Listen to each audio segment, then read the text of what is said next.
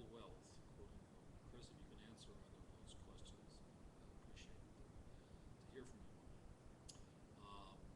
In response to your general statement, I'm absolutely convinced that the main source of hatred in the world is religion and organized religion. It is not, Christopher. I repeat, I've said this one or two individuals, and it's worth repeating.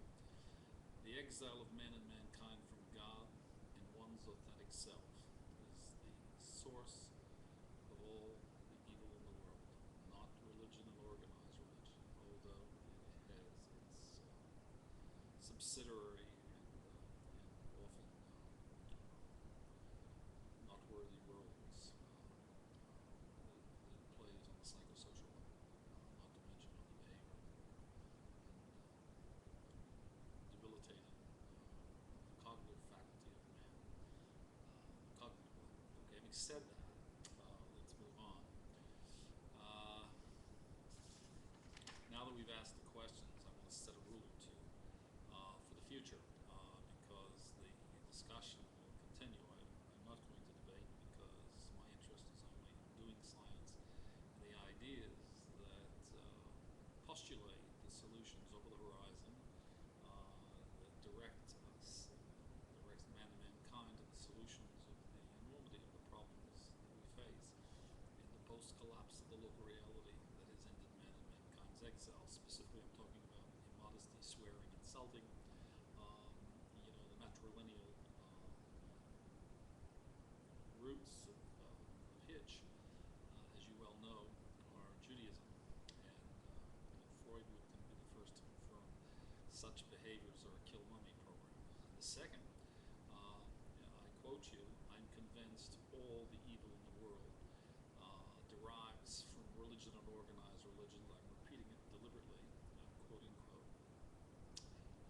That's the Kill Daddy program. Now the question in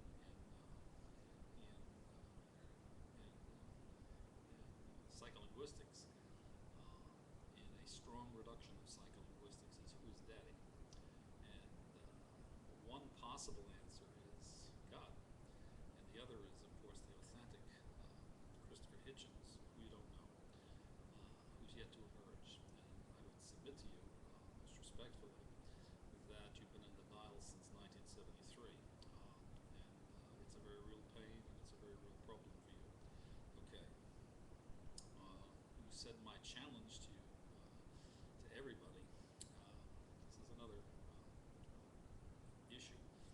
You have to name me an ethical statement that was made or a moral action that was performed by a religious person in the name of faith that could not have been made as an action or uttered as a statement by a person of no faith. I answered that with, quote, my words, because I am a person of faith. And you are not a person of faith, so you can't utter it. And I deliberately chose to avoid the falsifiable versus unfalsifiable reductionism to no argument, which is Popperian, and it's a non-starter in terms of the philosophy of science and Popperian logic. For me, as a scientist, I do science. There are two categories in the world: people who do science and people who talk about it. It's a non-starter.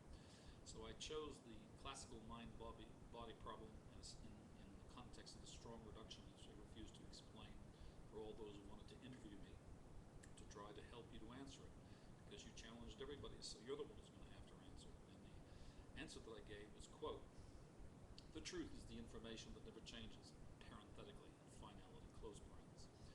Changing, parenthetically, intentionality, close parens, end quote. That's my answer. So if you can, without any further bombast, where you take the greatest of liberties with truth, in the name of Hitch's extreme epistemological relativism in the postmodern era, because you see yourself in Orwellian terms as an icon of postmodernism, as a basis to align yourself and justify your truth with the higher truth. This is a non-starter. This doesn't sell with this particular chap from Jerusalem. Okay. Yehoshua doesn't buy what you're selling, bottom line. And further, I observe that you see often in the United States secular society at war with theocratic aggressions led by the extreme right, and you take on such notables as the late Falwell, the Reverend Falwell, and Sharpton, and so on and so on and so on. And these are this is not very impressive, And but having said that, let us continue. Humanomics is the answer to the question. Let's return to the basic question very quickly. What creates life and sustainable human development system? Humanomics in general. It's the new East-West convergence model for the post-collapsible local reality. Communism in the West collapsed, capitalism in the East collapsed, and the latter being a continuum of implosion as we talk and consider. Okay, so I want to make a statement, and I want you to reflect on it and comment if you're interested to. The problem that was exile of man and mankind is now the denial of exile's end. It's a big problem, that denial. The solution that was redemption for the religious and the tradition, while for the secular, it is the post-modernism, new central organizing principle of humanics in general, and its new central cognitive behavioral science paradigm, which is receiving to give. Now, that's the solution of the end of man and mankind's exile. This isn't even on your radar, Chris. These are the ideas that take us over. This is the international content. This is the vision and content that takes over the horizon. And so I want to talk about these. I don't want to play word games and semantics and spins and circles and nonsense. So why is this only humanomics? Why is humanomics the solution to the question?